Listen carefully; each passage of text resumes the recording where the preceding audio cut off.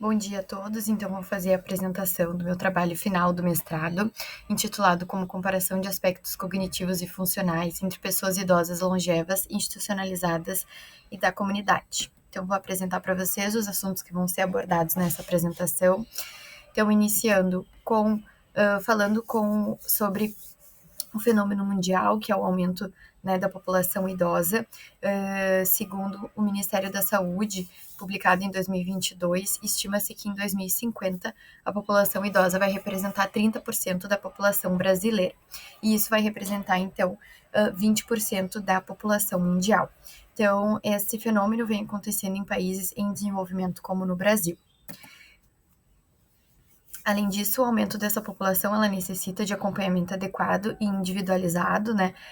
Também com uma equipe médica, né, de geriatras, uma equipe adequada e também dos demais profissionais de saúde que estejam aptos a atender, né, e ofertar um atendimento de qualidade específico para essa população.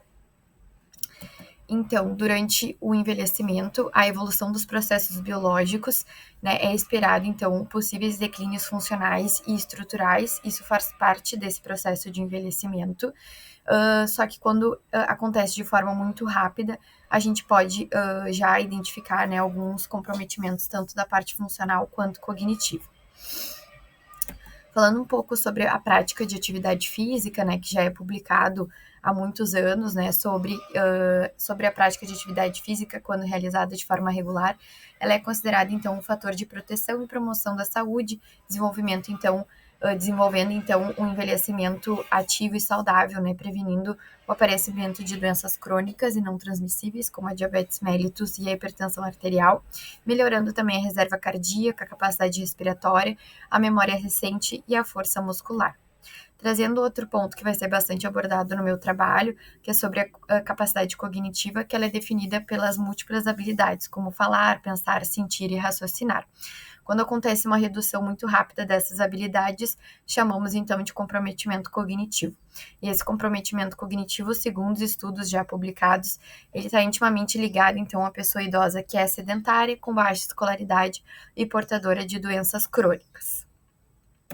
Outro ponto que eu vou falar bastante é sobre a institucionalização, né, que ela é definida, então, como uma pessoa idosa que vive distante do convívio familiar, longe dos seus próprios lares, né, intensificando, então, a perda de autonomia e a redução da capacidade funcional. Isso, então, aumenta o comprometimento das habilidades cognitivas e incentiva, então, a inatividade física por falta de estímulos. Então, quanto mais a pessoa fica longe, né, das suas atividades, menos ela é estimulada, né, para se manter mais ativa.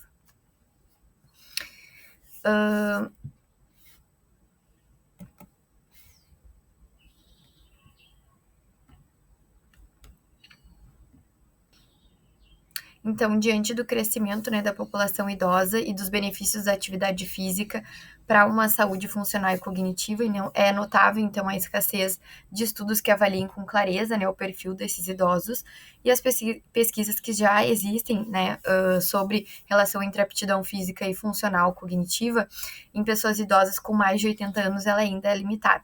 Então, compreender as características físicas e cognitivas dessa população, considerando os diversos ambientes em que elas vivem, é essencial para desenvolver, então, intervenções mais eficazes nos exercícios físicos e na reabilitação. Então, o objetivo do meu trabalho é comparar e associar a aptidão funcional e cognitiva de pessoas idosas longevas, institucionalizadas e da comunidade. Falando um pouco agora sobre a metodologia do trabalho, é um estudo transversal correlacional com indivíduos idosos longevos em diferentes situações ambientais, e é um estudo vinculado ao Centro de Referência de Envelhecimento e Movimento, o CREM, né, da URGS, e à Associação Congregação Residencial Santa Catarina, onde os idosos institucionalizados residem. Então, foram realizadas as avaliações no grupo comunidade, que é o grupo CREM, e o grupo de institucionalizados. Foi feito, então, um convite, né, para participar do meu estudo, através de envio informativo e pessoalmente também. O desenho de estudo, então, ambos os grupos realizaram as avaliações cognitivas e funcionais, e as aplicações dessas avaliações para os idosos do CREM, né, foi realizado no Centro Olímpico da Escola de Educação Física, Fisioterapia e Dança, ESEFID, para os idosos do CREM, e para os idosos institucionalizados foi realizado na sala de treinamento funcional da própria instituição. Então, a amostra foi composta por 40 participantes, selecionados por conveniência, homens e mulheres, 19 no grupo comunidade e 21 no grupo dos institucionalizados. Os critérios de inclusão foram os idosos com idade igual ou superior a 80 anos, que apresentaram condições físico-funcionais de deambulação com ou sem dispositivo auxiliar, alfabetizados e que fossem aptos para realizar todas as avaliações. O cálculo amostral foi feito através do G-Power versão 3.1, com nível de significância de 0,05, com poder de 80% e coeficiente de correlação de 0,3. O tamanho de efeito foi de 0,5285, calculado com base no estudo de Rodrigues e colaboradores em 2016, e a partir dos cálculos chegou, então, a um tamanho de amostra de 32 participantes. Então, foram realizadas as visitas, em primeiro momento, a assinatura do termo de consentimento livre esclarecido, a anamnese e os testes funcionais, e a segunda visita, a aplicação, então, dos questionários cognitivos. Então, aqui, entrando, né, diretamente nas avaliações funcionais, foi realizado, então, o teste de força de preensão manual, que tem como objetivo avaliar, né, a força de membros superiores. O teste de sentar e levantar em 30 segundos, que tem como objetivo avaliar a força muscular e a funcionalidade dos membros inferiores. O TUG, que avalia a mobilidade e o equilíbrio funcional. Entrando já nas avaliações cognitivas, foi realizado o TUG dupla tarefa, que tem como avaliar, então, tarefas simultâneas. O MOCA, né, a avaliação cognitiva de Montreal, que é um questionário que avalia diversas habilidades, que tem como o score total de 30 pontos, né, e tem como objetivo triar e detectar o comprometimento cognitivo leve. O mini exame de estado mental também tem como objetivo, né, rastrear e detectar o comprometimento cognitivo. Também tem um score total de 30 pontos e avalia outras habilidades cognitivas. E a bateria breve cognitiva também, que inicialmente nós mostramos essas imagens, e depois mais figuras, né, que o idoso precisa, então vai ser avaliado a memória imediata e a memória tardia. Então, a análise estatística foi realizada para a normalidade dos dados do teste Shapiro-Wilk, para a comparação entre os grupos. O teste independente para dados normais e o teste Uman-Whitney para dados não normais. As associações entre as variáveis para dados normais foi realizada a correlação de Pearson, para dados não normais a correlação de Spearman. E a análise de rede também foi realizada, né, com correlação ponderada, através do JASP, versão 0.18, e adotado o nível de significância de 0,05. Então, trazendo aqui os resultados, primeiro a tabela de caracterização da amostra, né, que vai mostrar diversas variáveis que foram avaliadas, então idade, sexo, massa, estatura, o índice de massa corporal, escolaridade, condições socioeconômicas, os medicamentos, o tempo médio em sedestação, os gastos com a saúde e a ocupação. Então, alguns dados apresentaram resultados significativos.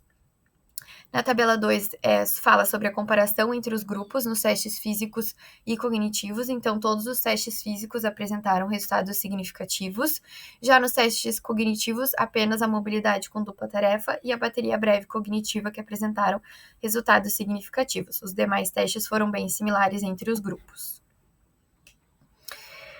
Na tabela 3, fala sobre correlação entre os desfechos cognitivos e físicos de ambos os grupos, e apenas então o minimento apresentou uma correlação positiva, né, com a força de preensão manual nos dois grupos. Agora, separando as correlações, né, então no grupo comunidade, o MOCA apresentou correlação positiva e significativa, né, entre a força de preensão manual e o teste de mobilidade.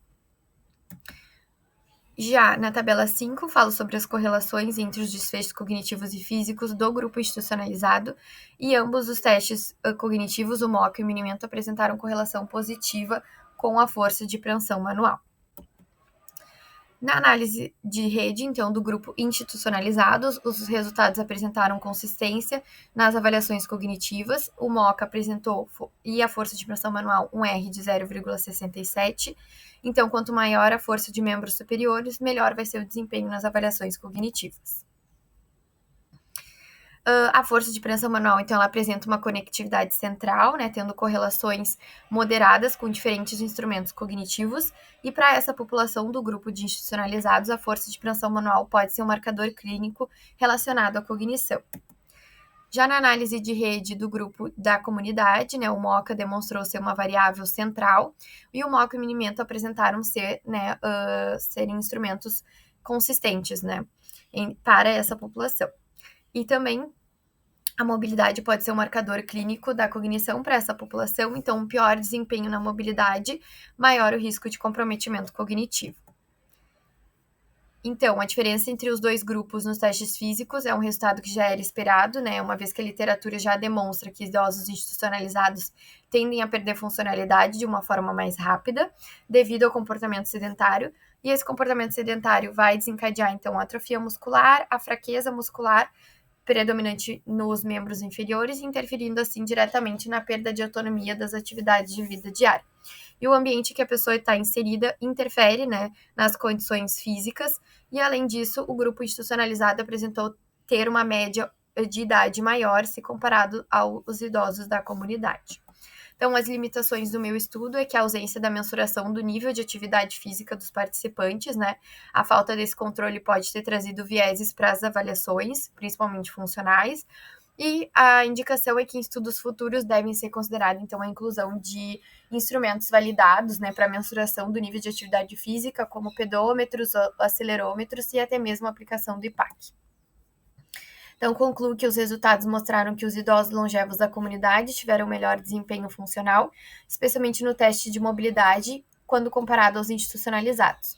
Mas nos testes cognitivos, eles apresentaram resultados semelhantes, né? E esses achados destacam, então, a importância, né, de promover a funcionalidade física em instituições para favorecer, então, um envelhecimento mais ativo e mais autônomo. Muito obrigada.